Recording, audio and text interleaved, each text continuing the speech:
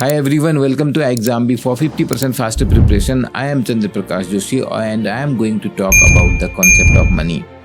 ये तो आप जानते हैं, man is a social animal. इस एनिमल में, because first it is an animal, इस एनिमल में ऐसा क्या डिफरेंट है कि ये एनिमल बाकी सारे एनिमल से इतना अलग हो गया आज के डेट में. आपके दिमाग में ये प्रश्न कभी न कभी जरूर आया होगा कि मानवता का सबसे बड़ा आविष्कार क्या है? Mobile phone, computer, cars, rocket. थोड़ा और डीप में सोचिए, कहाँ से मानव सभ्यता चेंज होनी शुरू हो गई? आपके दिमाग में आएगा आग, फायर, उससे आदमी ने खाना बनाना सीखा. शायद दिमाग में आएगा पहिया, जिससे सारी मशीनरी चलती हैं, इंसान एक जगह से दूसरी जगह तेज जाने लग गया. लेकिन मैं कहूँगा वो एक सबसे बड़ा आविष्कार है मनी. और ये बात मैं आपको अच्छे से बता दूं कि पहिए को हम सब देखते हैं, पहचानते हैं, और आग को भी हम सब समझते हैं कहाँ पर उसमें हाथ डालना है और कहाँ पर हाथ हटा लेना है. बट पैसे के मामले में हमारी जो नॉलेज है, हमारी जो समझ है कि मनी है क्या, वो बहुत ही लिमिटेड है. इस छोटे से वीडियो में आपकी वो समझ थोड़ा सा बढ़ेगी, but I can guarantee you at the end of it there will be more questions about money. Normally हम मनी को इतना बड़ा इनोवेशन क्यों नहीं मानते हैं? क्योंकि इसको हम देख नहीं पाते हैं. ये जो पैसा है, जो ये 500 रुपये का नोट आपको दिख रहा है ना, ये एक्चुअली टेंजिबल चीज़ है ही नहीं. आप बोल रहे हैं लेकिन मैं तो इसे हाथ में पकड़ रहा हूँ. बट ये थोड़ी ना मनी है. जो 500 रुपये की वैल्यू है इस पे, ये तो मेरा एक परसेप्शन है. ये तो यहाँ पर गवर्नर का लिखा हुआ एक प्रॉमिस है. There is no value in this piece of paper except the trust. Money is just a concept. हाँ, ये फैक्ट है कि पैसा केवल एक माया है, लेकिन इससे इसकी इम्पोर्टेंस बिल्कुल कम नहीं होती है. ये आज की आधुनिक दुनिया में आपकी सबसे बड़ी ताकत भी है, आपका सबसे बड़ा हथियार भी है, और आपका सबसे बड़ा दुश्मन भी हो सकता है.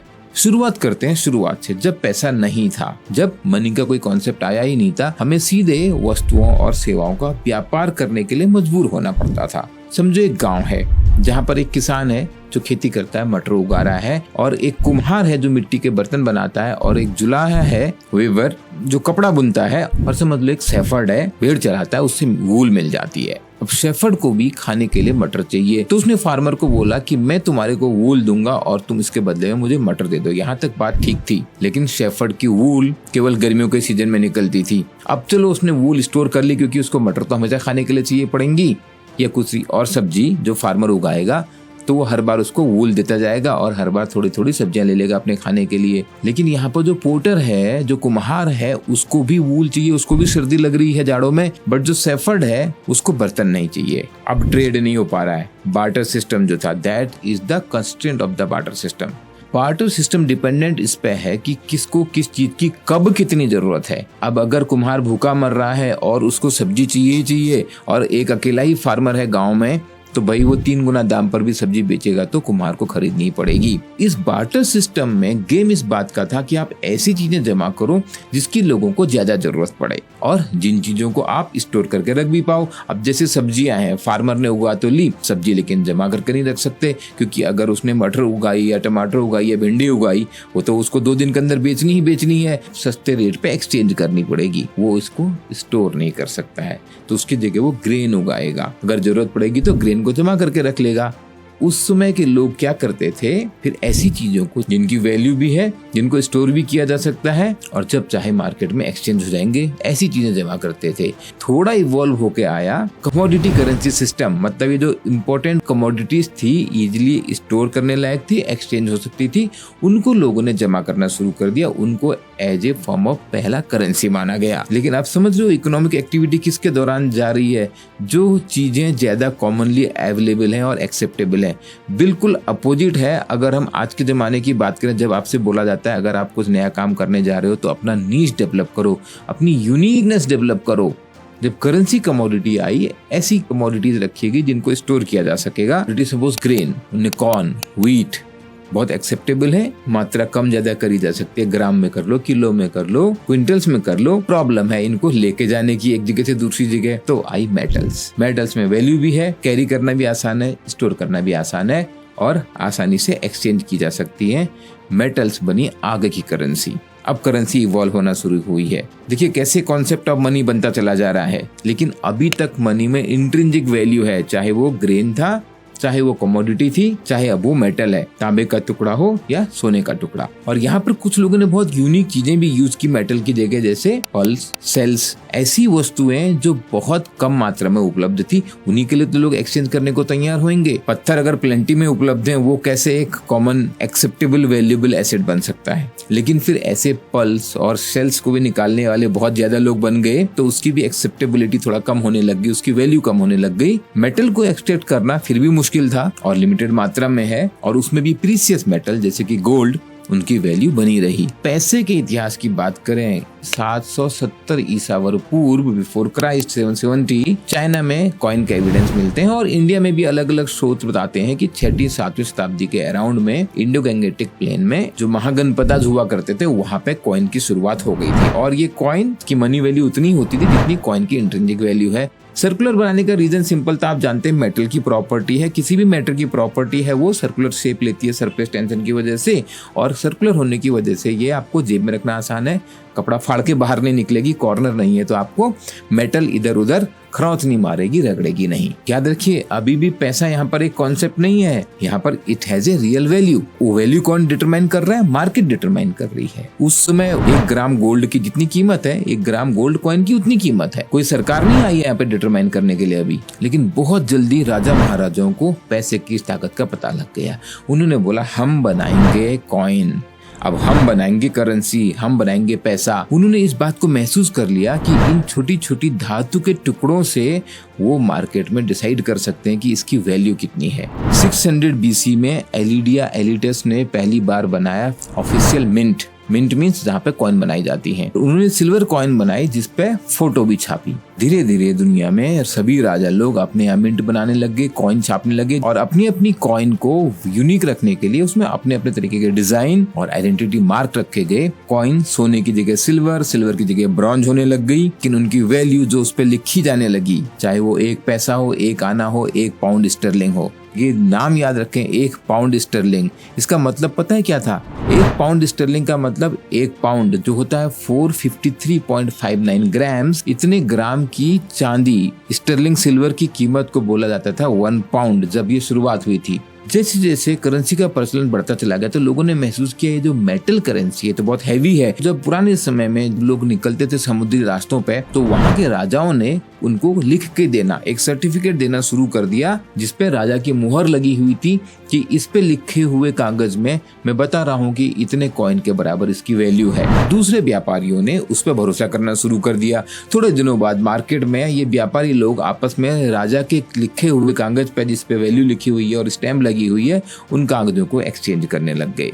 राजाओं को, सरकारों को इसकी वैल्यू का, असली वैल्यू का पता लगने लग गया। उनके हाथ में अब एक ऐसी पावर आ गई थी, मनी बनाने की पावर।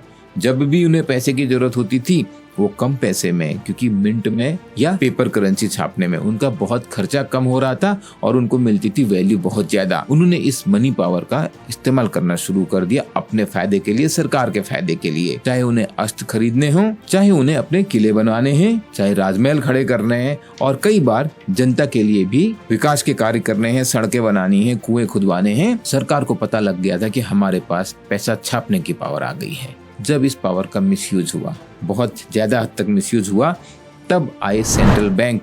और करीब 12वीं शताब्दी के आसपास बैंकिंग सिस्टम का इवोल्यूशन हुआ। फिर बैंकों ने नोट छापने शुरू किए। इस बात को मैं विस्तार में आरबीआई वाली सीरीज में कवर कर रहा हूँ। और जब बैंकों ने इसका एक्सेसिव यूज कर लिया, फिर सरकार ने कई बार उस पावर को अपने पास लिया। फिर एक सेंट्रल बैंकिंग का कॉन्सेप्ट हुआ। सेंट्रल बैंक को सरकार से अलग रखा गया, जिससे कि सरकार इस पैसे छापने वाली पावर का इतना दुरुपयोग ना कर ले कि ये पैसे की वैल्यू ही खत्म हो जाए। इनिशियली जब देशों ने करेंसी छापनी शुरू करी, सरकारों ने करेंसी छापनी शुरू करी, तो उसके पीछे वो मेटल रखते थे, गोल्ड रखते थे, गोल्ड पैक्ड करेंसीज होती थी। धीरे धीरे क्योंकि उतना गोल्ड लाना संभव नहीं था और देश को पैसे की और जरूरत पड़ती गई, प्रपोर्शनेट रखा जाता था कि अगर हम 10 लाख रुपया छापेंगे तो 1 लाख रुपया गोल्ड रखेंगे, मतलब 1:10 का रेशियो रहेगा। बाद में वो भी कंटिन्यू करना संभव नहीं था, तो फिएट करेंसी आ गई। फिएट करेंसी मतलब अब इसके पीछे कोई इंट्रिंसिक वैल्यू नहीं है, अब ये है सरकार का भरोसा। यहाँ पर ये बात आपको अच्छे से समझनी है कि मनी कॉन्सेप्ट कैसे है,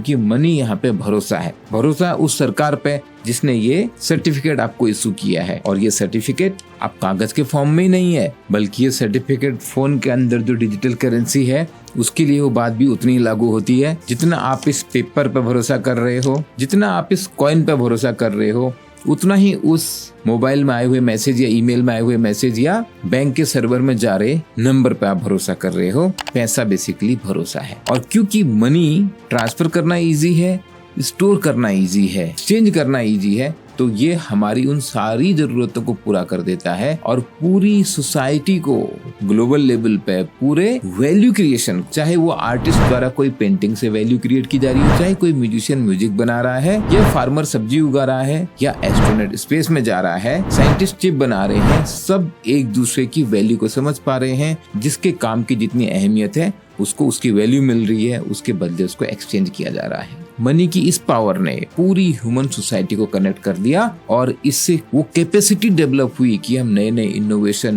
नए नए कोलैबोरेशन, आज यूनाइटेड स्टेट से कंपनियां इंडिया में इन्वेस्ट करती हैं क्योंकि यहाँ पर उन्हें ग्रोथ दिखती है। आज नासा के साइंटिस्ट और इसरो के साइंटिस्ट साथ में काम कर पाते हैं। जो भी दोनों की वैल्यू है वो एक्सचेंज की जा सकती है, बिना पैसे के बिल्कुल संभव नहीं था। और ये फिएट करेंसी आने के बाद तो सरकारों की पावर एकदम बढ़ती ही चली गई। अगर हम अपने देश की बात करें, पिछले 3 साल में हमने इतना पैसा छापा है देश में। आरबीआई के एनुअल रिपोर्ट के हिसाब से 223 लाख करोड़ है मनी सप्लाई, M3 बोलते हैं जिसको, और उसमें से 60 लाख करोड़ हमने पिछले 3 वर्षों में डाला है सिस्टम में। आज तक जितना पैसा है सिस्टम में गया हुआ 27% केवल 3 साल में डाला। कि ये फिएट मनी है, छापना बहुत आसान है। पिछले साल आरबीआई ने 4,682 करोड़ रुपए खर्चा किए करेंसी प्रिंट करने में, और 2,260 करोड़ करेंसी नोट प्रिंट हुए इनसे। ये एक नोट प्रिंट करने की कॉस्ट आई 2 रुपया कुछ पैसा। अगर मैं मान भी लूँ ये 500 को प्रिंट करने की कॉस्ट 5 रुपया आई हो, तो सरकार को 495 रुपये का नेट फायदा हुआ। आपके मन में ये प्रश्न जरूर आना चाहिए, फिर भाई जो मनी सप्लाई है that shall reflect the value of the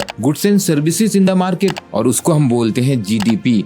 but आपको ये भी बता दूं कि जीडीपी मनी सप्लाई के बराबर नहीं होता है। गवर्नमेंट की स्टैटिस्टिक्स को देखते हुए अगर हम जीडीपी की वैल्यू देखते हैं तो 3 साल पहले वो 135.58 लाख करोड़ का जीडीपी हुआ करता था, जो 3 साल में बढ़ के हुआ 172.9 लाख करोड़ का। करीब 37 लाख करोड़ जीडीपी में इजाफा हुआ। और मैंने अभी आपको बताया आरबीआई का डेटा देखिए, उन 3 सालों में 60 लाख करोड़ मनी सप्लाई बढ़ गई। M3 का डेटा देखिए, 23 लाख करोड़ का क्या हुआ। ये तो मनी सप्लाई बढ़ रहा है, ये क्रिएट कर रहा है इन्फ्लेशन। मनी सप्लाई ज्यादा बढ़ा, value of the goods and services produce कम बढ़ी है। अब आपके मन में ये प्रश्न आएगा, फिर ये मनी सप्लाई कैसे बढ़ती है?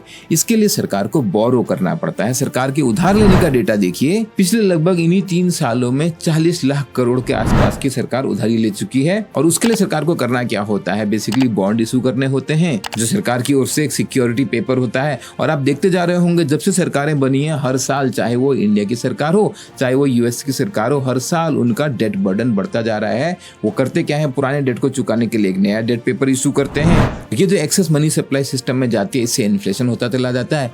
इन्फ्लेशन होता है तो आपकी जो मनी है एक्चुअल में उसकी वैल्यू घट जाती है। अगर ये 500 रुपए आज मेरे पास है, 6% का इन्फ्लेशन है, तो अगले साल इसमें 30 रुपए की वैल्यू कम हो गई। आज जो ये खरीद सकता है 500 रुपए में, अगले साल 470 रुपए का ही माल खरीद पाऊंगा मैं।